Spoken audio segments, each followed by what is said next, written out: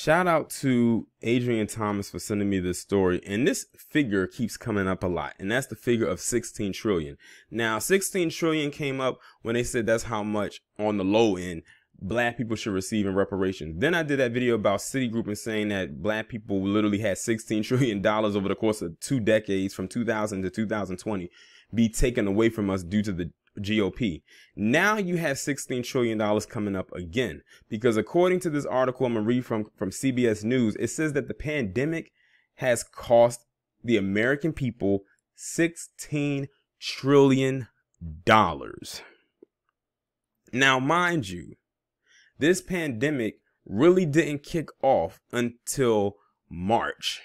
It is now October, and you're telling me that in less than a year, this thing cost the American society $16 trillion. It wasn't $16 trillion over time that added up. It's all from within 1 year. Within a year, not a year, but within a year. And to be honest, it might be more. It says the virus pandemic will end up costing Americans $16 trillion, far more than anyone predicted when the virus first emerged in the U.S. back in March, according to a new study released on Monday.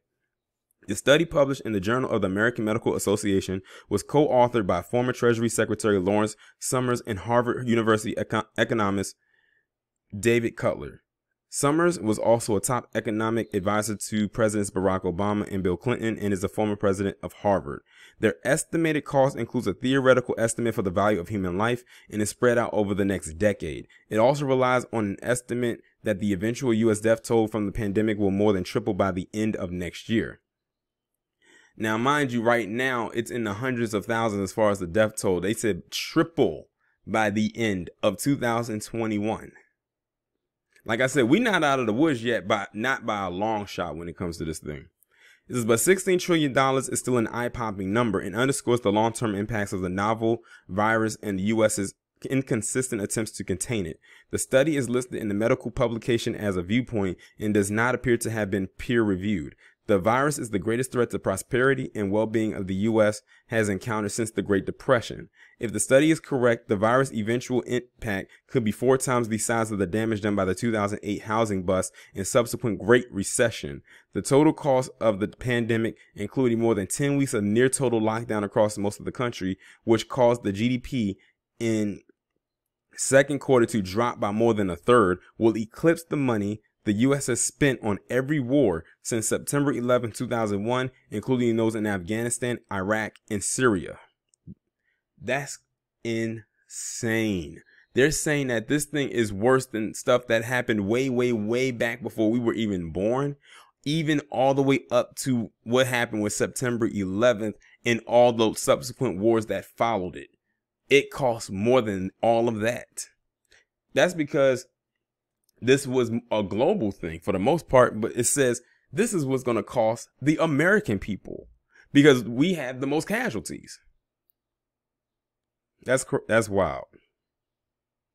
About half of the price tag, $8.6 trillion, is driven by the long-term health implication and cost for those who contract the virus, as well as statistical estimates for the loss of life. Based on the current death rate, the virus pandemic is likely to lead a total of 625,000 premature deaths in the United States, the study estimates. It pegs the total cost to society of each death at $7 million, citing a review from earlier this year of statistical and health policy research on the matter. The study also estimates $2.6 trillion in long-term additional costs from people who survived the virus but have resulting long-term health damage. Mental health costs because of the pandemic will rise by $1.6 trillion. The rest of the virus economic toll comes in the form of reduced economic output, which the author pegged at $7.6 trillion, relying on previous estimate from the Congressional Budget Office. The drop in GDP is the cumulative impact of how much lower the GDP will be 10 years from now versus where it would have been if the virus had never spread. The paper does not estimate the impact of the virus aid, relief, and economic security on propping up the economy, nor do Summers and Cutler say whether another government stimulus is needed. What the paper does say is that if the government were to pass more stimulus, the highest return spending would be on virus testing. Summers and Cutler estimate that it would cost the government roughly $100 billion to test and contract trace 30 million Americans a week for the next year. That, they say, would save 233,000 American lives and reduce the economic cost of the pandemic by nearly $3 trillion. The immense financial loss from the virus suggests a fundamental rethinking of government's role in pandemic preparation, the authors write. As the nation struggled to recover from the virus, investments that are made in testing, contract tracing, and isolation should be established permanently and not dismantled when the concerns about the virus begin to recede. Let me read that part again. As the nation struggles to recover from the virus, investments that are being made in testing, contract tracing, and isolation should be established permanently and not dismantled when the concerns about the virus begin to recede. So basically what they're saying is, even when the numbers start to go down and we start to look like hopefully New Zealand or those other nations who haven't really having problems, that they still want to keep the social distancing thing in place. I told people back in March when this thing popped off, this is the new normal and we better find a way to adjust.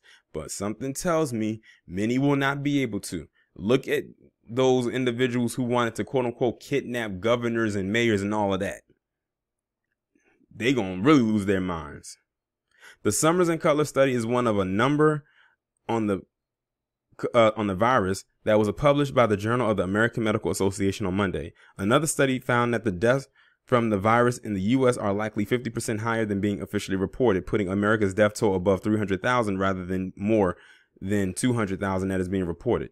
A third study published in the Medical Journal on Monday found that the U.S. has had more deaths from the virus than any other country, as well as one of the highest death rates based on population. The study blamed the high number of U.S. deaths on several factors, including weak public health infrastructure and a decentralized, inconsistent U.S. response to the pandemic. Basically, that was a jab at 45.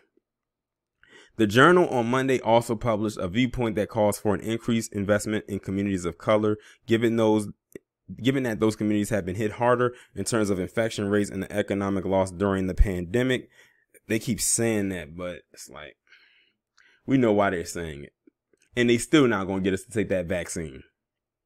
The article called for more healthcare spending, but also investments in early childhood education, debt relief, and affordable housing in communities of color in order to address the harm created by centuries of injustice toward those communities.